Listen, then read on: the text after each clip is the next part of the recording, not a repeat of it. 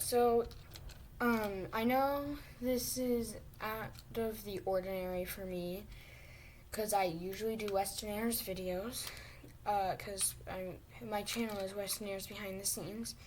But today I'm going to review this fidget toy.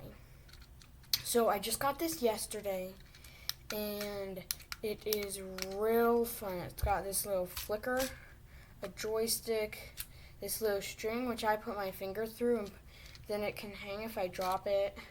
Got these gears that rotate, got a switch, got some of these sliders, more flick head buttons right here.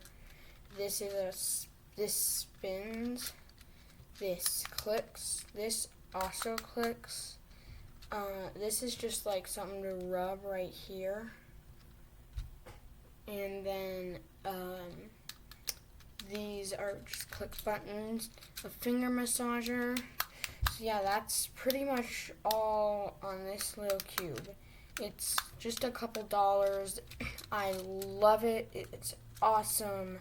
I really recommend you get it. So thanks for watching. Bye.